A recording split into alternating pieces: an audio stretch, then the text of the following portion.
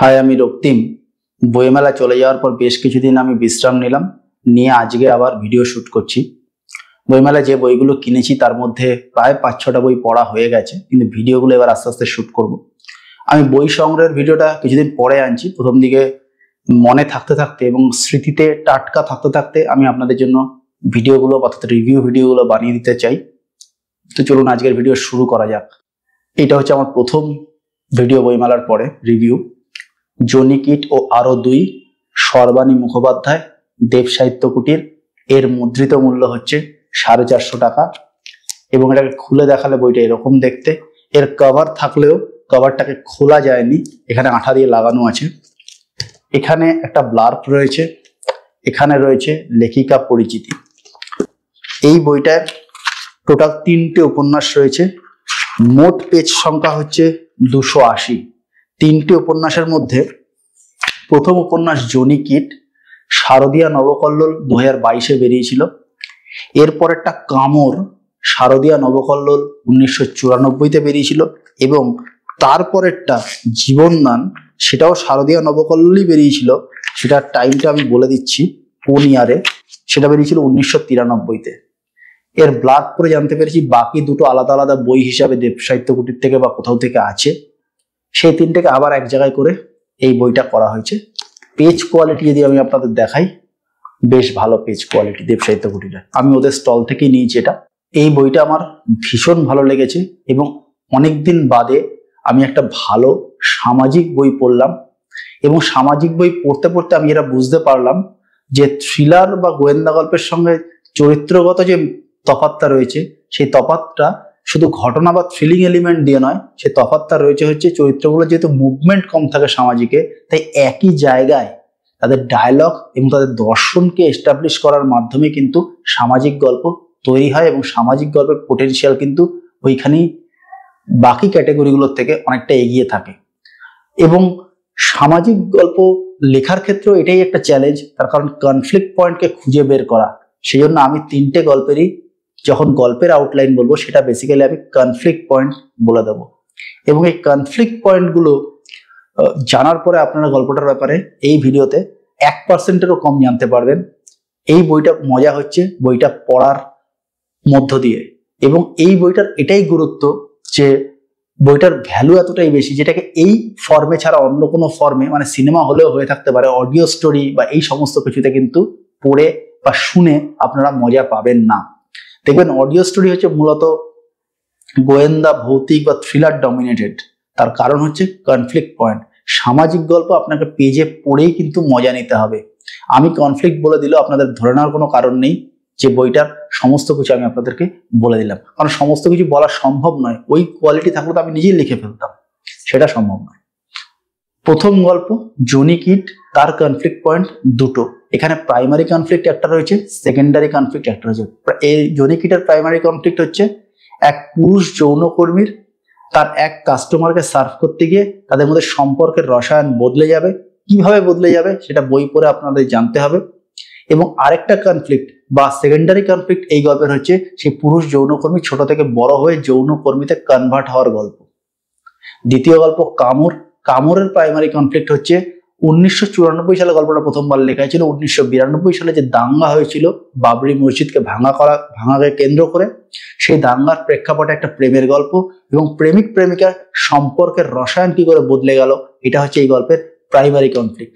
Secondary conflict হচ্ছে প্রেমিকা এই সম্পর্ক রসায়ন বদলে যাওয়ার পর তিনি তার একটা উন্নততর বা অন্য একটা ভার্সনে কি করে কনভার্ট হলেন অন্য আর একটা চরিত্রের সাহায্যে, সেটা হচ্ছে এর সেকেন্ডারি কনফ্লিক্ট। তৃতীয় গল্প, তার প্রাইমারি কনফ্লিক্ট হচ্ছে এক বিচারক এবং এক অভিযুক্তের মধ্যে একটা মিল রয়েছে, সেটা হচ্ছে এক্সট্রিম সেলফ লাভ। এবং এই এক্সট্রিম সেলফ লাভ অর্থাৎ নার্সিসিজম কোন জায়গায় নিয়ে যেতে পারে একটা মানুষকে, এটা হচ্ছে প্রাইমারি কনফ্লিক্ট। সেকেন্ডারি কনফ্লিক্ট হচ্ছে এই বিচারকের এক্সট্রিম সেলফ লাভের কারণ এবং তার পিটফল, এবং ওই অভিযুক্তের এক্সট্রিম সেলফ লাভের কারণ এবং তার পিটফল, এইগুলো হচ্ছে এর সেকেন্ডারি কনফ্লিক্ট। এবং এটাই এই কনফ্লিক্ট পয়েন্ট ব্যাখ্যা করতে করতেই আমি আপনাদেরকে গল্পের আউটলাইনটাও বলে দিলাম। এবং এটাই হচ্ছে এই গল্পগুলোরও পজিটিভ পয়েন্টও ধরতে পারেন। এই গল্পগুলোর নেগেটিভ পয়েন্ট খুব কম রয়েছে, যেগুলো আমি শেষে আলোচনা করব। তার আগে আরো পজিটিভ পয়েন্টগুলো আমি বলে দিই। প্রথমত, এই কনফ্লিক্ট পয়েন্টগুলো এত সুন্দর করে এখানে এস্টাবলিশ করা রয়েছে, ভাষার ব্যবহারে, বাক্যের ব্যবহারে আমার অপূর্ব লেগেছে। অনেকদিন বাদে সামাজিকে একটা ভালো লেখা আমি পড়লাম, অত্যন্ত কোয়ালিটি টাইম আমি কাটিয়েছি, প্রায় 1.5 সপ্তাহ ধরে রয়ে শয়ে আত্মস্থ করে বইটা পড়েছি। খুব ভালো কোয়ালিটি টাইম আমি কাটিয়েছি, খুব ভালো লেগেছে আমার। এবং আমি সকলকে এই বইটা পড়ার অনুরোধ করব। সামাজিক গল্প কোন এক্সটেন্ট অব্দি যেতে পারে আপনারা কিন্তু এই গল্পগুলো পড়লে বা এই উপন্যাসগুলো পড়লে বুঝতে পারবেন। এবার কনফ্লিক্ট বাদ দিয়ে আর কি কি কারণে গল্পগুলো এত ভালো হলো, তার একটা অন্যতম বড় কারণ হচ্ছে ক্যারেক্টার বিল্ডিং। চরিত্র নির্মাণ কোন উচ্চতায় উঠতে পারে, একজন পুরুষ যৌনকর্মীর চরিত্র, তার এক কাস্টমারের চরিত্র, তার মায়ের চরিত্র, অথবা পরের উপন্যাসে এক প্রেমিকের চরিত্র, এক প্রেমিকার চরিত্র, এবং প্রেমিকাকে সাপোর্ট করছে আরেকজন চরিত্র অন্য ভার্সনে নিয়ে যাওয়ার জন্য। শেষ উপন্যাসে এক বিচারকের চরিত্র, তার স্বামীর চরিত্র, এক অভিযুক্তের চরিত্র, এগুলো কোন উচ্চতায় উঠতে পারে চরিত্র নির্মাণ, এই উপন্যাসগুলো পড়লে আপনারা বুঝতে পারবেন। মানে ক্যারেক্টার বিল্ডিং করে কিভাবে সিকোয়েন্সিয়ালি একটা গল্পকে তৈরি করা যায়, সেটা কিন্তু এই গল্পগুলো পড়লে বা উপন্যাসগুলো পড়লে আপনারা বুঝতে পারবেন। লেখিকা সর্বাণী মুখোপাধ্যায় এখানে এই জিনিসটা এনশিওর করেছেন যে কোনোভাবেই যেন মনে না হয় যে এই গল্পগুলো কোথাও গিয়ে কনফ্লিক্টের অভাবে ভুগছে, তার জন্য তাকে চরিত্রগুলো বিশাল মুভমেন্ট করাতে হচ্ছে, এরকমটা কিন্তু নয়।